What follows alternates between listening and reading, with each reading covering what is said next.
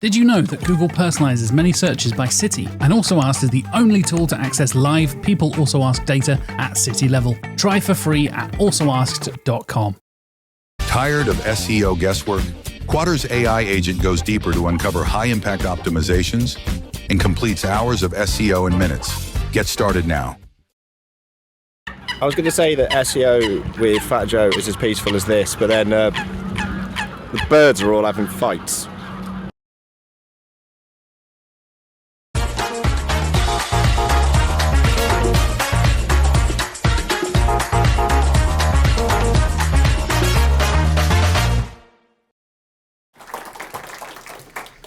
Thank you. Morning, everyone. As you just heard, my name's Ade Holder. I run an agency called 427, and I've been doing SEO for 12, 13 years. Before that, I did spend some time attempting to be a rock star, and the fact that I'm here might give you an indication of how that ended up. But there was a lot I learned doing that I carried with me, and it's always sort of been things that have come up that I've thought about that have been really helpful in SEO. So I'm going to look at a few things that happened, anecdotes, and there'll be some take-homes from each one that hopefully might possibly change your idea about how you look at SEO and what you do. Potentially there's not enough of you here to make this work, but just wondered if anyone used to be in a band, is in a band, DJs, plays music, anything, hands up. Okay. Cool. There's a few. It does seem like it's quite a creative industry to be in, and I meet a lot of people that have done kind of my sort of thing. So we'll have a look at the first take home. So be relentless. Being in a band is really hard work. Like, we were playing 100, 150 gigs a year, trying to hold down social lives, families, friends. Just the commitment is massive, and it carries through to how I think we should approach SEO. Just like music, good SEO is hard, right? It takes a lot of time, takes a lot of hard work. I don't think we lean into that enough as an industry. I think a lot of the time we're trying to say, yeah, we can do this. It's hard. We should be okay with that. It's a long-term process and takes a lot of effort. Just like music, my first record was terrible. I'm not going to tell you the name of the band. You'll work and search. You can probably find it. You might think they're all terrible. But we got better. We made a lot of effort to get better. And it's exactly the same with SEO. I feel like the first work I did feels like a long time ago now. I would never touch now. I wouldn't do that on a site for a million years. So we should always be looking to improve. And it's a really similar thing. Even when you get good rankings, even when you start getting somewhere, you've got to keep fighting. Like, it's not a given. And it's very similar with music. You feel like you've got somewhere. There's always a new, way cooler band coming out that's going to do better. There's a new album coming out that's going to outdo what you're doing. And I think there's no safe space with SEO. We shouldn't be sitting back and saying, yeah, we've got some space now. I'm just going to not do anything. We have to kind of keep fighting.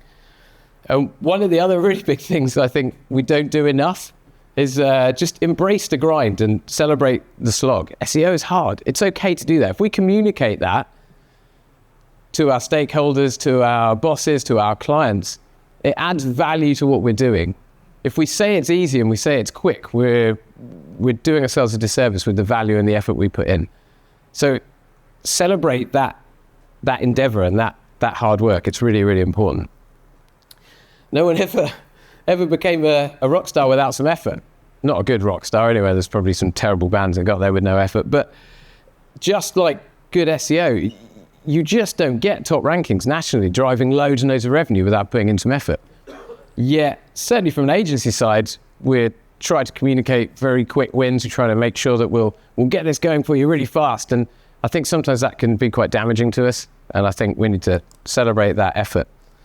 So be relentless in your approach to SEO and celebrate that. It's hard. It takes a lot of work, and that's a good thing, right? That's value. We're always kind of improving. Even if you do get some good gains, you got to fight to keep them. It's not an easy place to be. So celebrate that slog and embrace the grind. And just remember, no one ever got there without any effort. So the second thing that always sort of comes up to me is know when to They went to seek help. So we were touring across Europe, and we were in France, and we had a lovely band touring with us that was basically helping us out with all the language, because our high school French was pretty terrible. And they managed to help us do radio interviews and stuff, and they were just super cool. I've always been really grateful for them, and they were giving us a lot of support in how we communicated. But my drummer thought he'd go rogue, and we were at an art show party, and I heard him next to me suddenly start trying to speak to this guy in French. And I just remember turning around, and this guy just said, "Why do you insult me with bad French when I speak perfectly good English?" And I just loved the frankness about that. And it stuck, this is years ago, and it stuck with me for a long time. And it came up when I was thinking about this. So just like our lovely French friend, Google takes its own language very seriously. I don't think it's something we consider enough, but consider it as a whole language approach. So know when you've reached your limit on how you communicate. Try not to be my drummer. He didn't know his limit, and it didn't go too well. So just like our French friend, again, you can offend Google by speaking its language badly.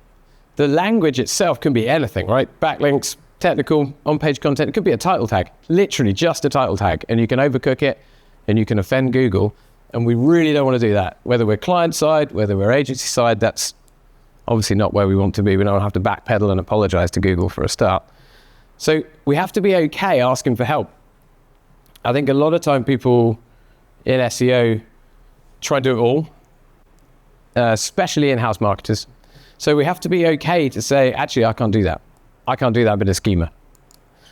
So we have a really cool community. The fact we're here, and this whole few days, if everyone was out last night and all sorts, so we have a great SEO community. So it's really easy to ask for help.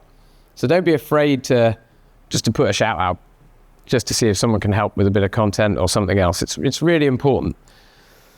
For in-house marketers, I have huge respect. If you're trying to run email campaigns, deal with Meta, trying to do SEO as well, it's okay to pay for, like a single product, single service, just to top up on your knowledge. There's no shame in that. I think a lot of people take it on them and say, "Oh, I'll do the SEO." The SEO is a big thing.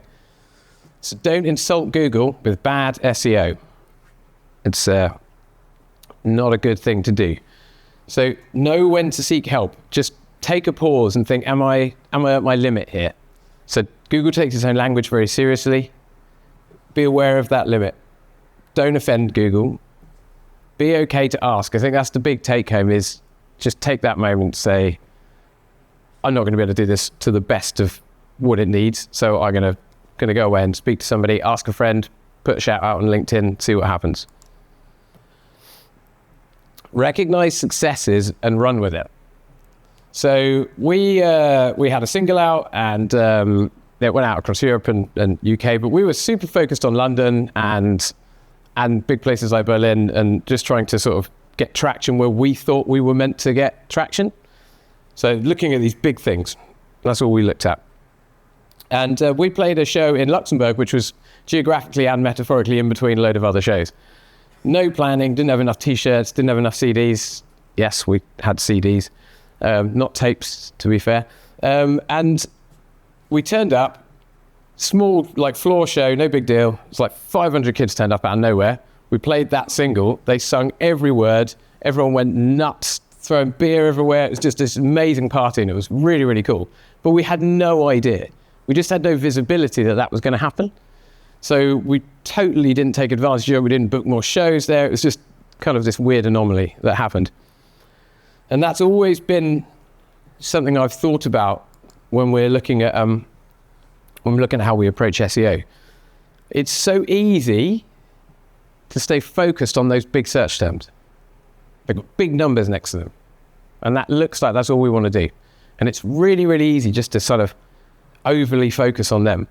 What we want to do as well as that, don't ignore the big terms, obviously they're great, but look out for gains in other places, even if they're not in line with those big search terms. Be open to smaller services and products ranking well. there could be some really cool stuff in that Search Console list that's starting to get impressions, starting to get some positions that you think might be worth looking at. If you're not open to that and you're not looking around for it, you're not going to see it. And there's potentially really good things in there. A little bit of effort, get some wins, communicate those wins to stakeholders. Again, I think agency side, in-house, client side, if you're getting pressured to get the big search terms working, you're not going to look for these small terms and you're not going to communicate those wins. But actually, they're important. Those little gains that you've found are important, and those outliers can actually generate some meaningful revenue that might help support the continued work. I know if anyone's agency side, budgets are always, a conversation. And being able to generate some revenue with a little bit of effort for these outliers is going to say, okay, cool, there's some money coming in now. That eases the pressure off and it'll actually help fund a much longer campaign and hopefully keep that retainer rolling. So keep an eye out for those little things. Be open to finding your own Luxembourg. It'll be in there somewhere in the data.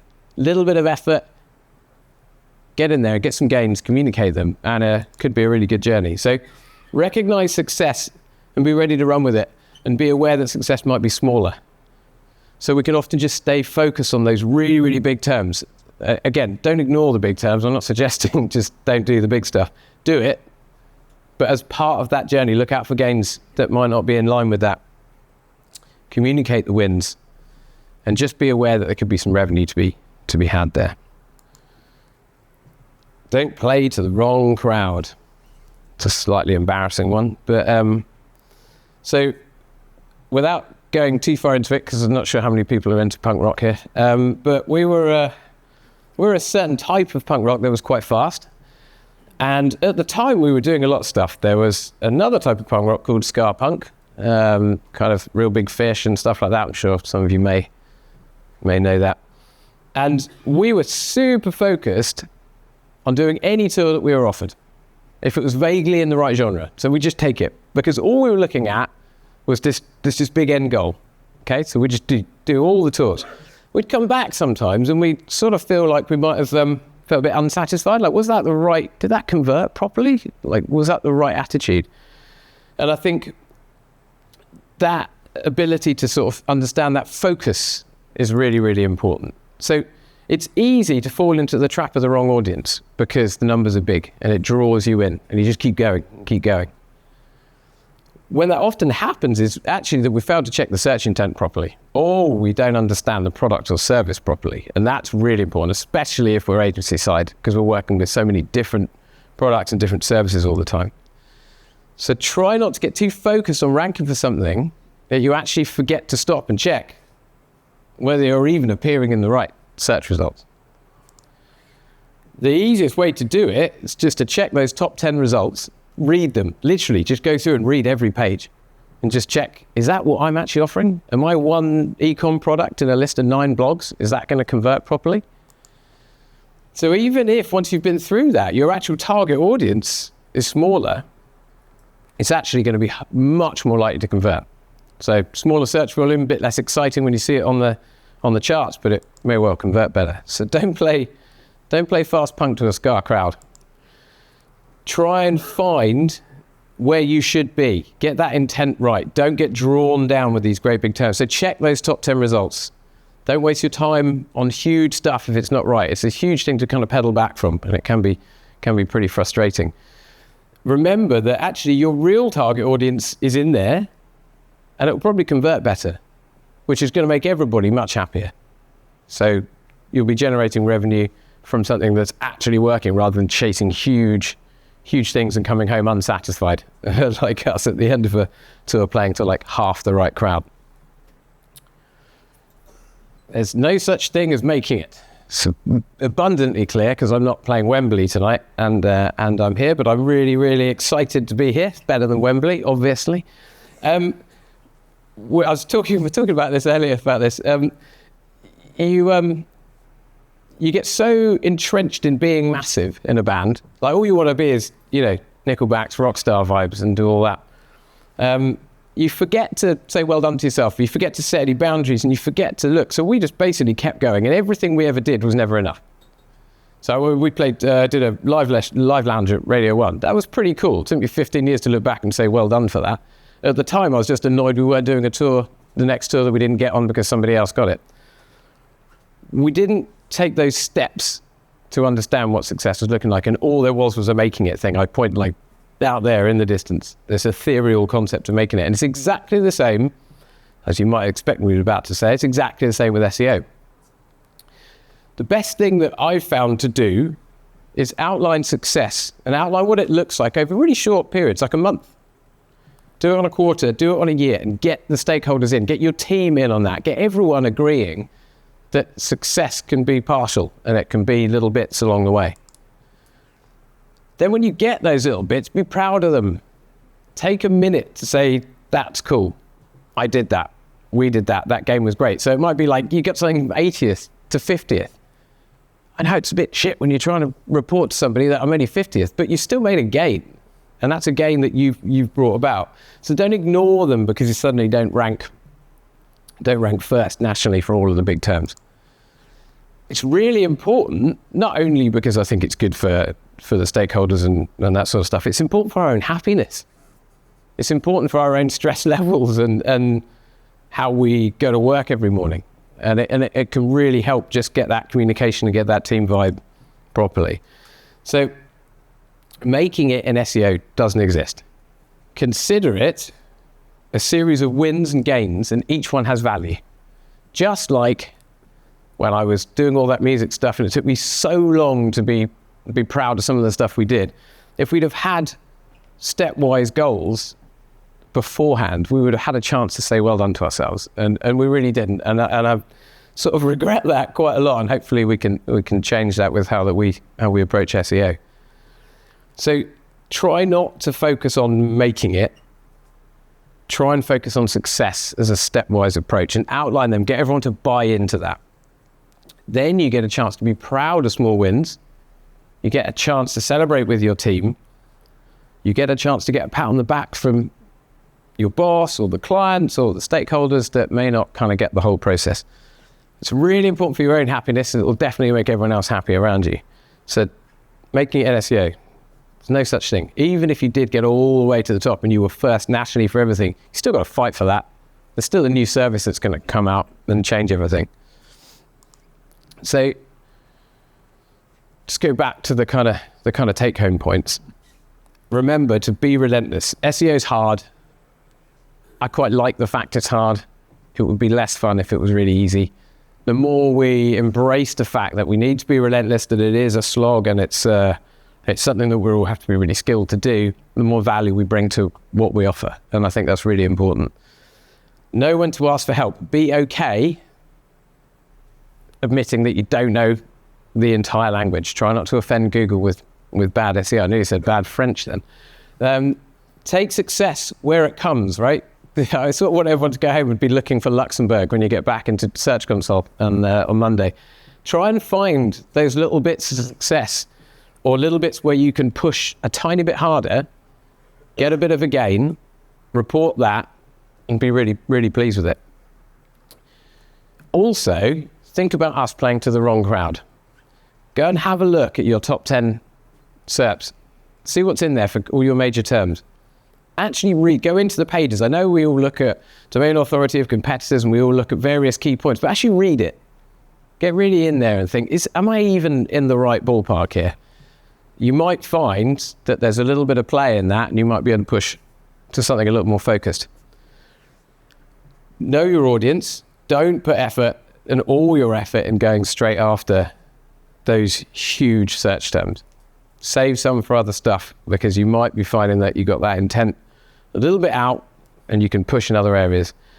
And the last one is, just try and remember that there's no end game with this. It's about those small wins. Don't have a tough time because you can't get to number one for all 20 of your massive terms that you've been tasked to get to. Try and celebrate those mini making it along the way because they make a really big difference to how we approach it every day and our own happiness. And actually, I think they make for much better SEO because we're on a journey. And that is me. I just want to say a massive thank you for turning up and hanging around. No one got up and left, so that's always a really good start for my first talk. Thanks to Kelvin and Andrew and everyone for being so supportive. If anyone's thinking about doing a talk, this is my first one, you may have worked that out.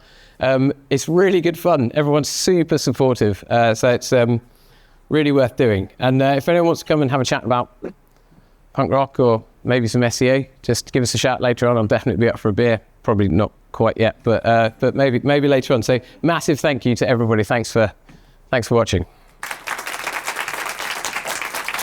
Demand sphere. Limitless visual insights from the SERPs. Unlimited dashboards and users. Easy to use and easy to scale your growth to new levels. Monthly reporting making you want to shove sharp things up your nose? Try Dragon Metrics, the all-in-one SEO software with mind-blowing reporting tools.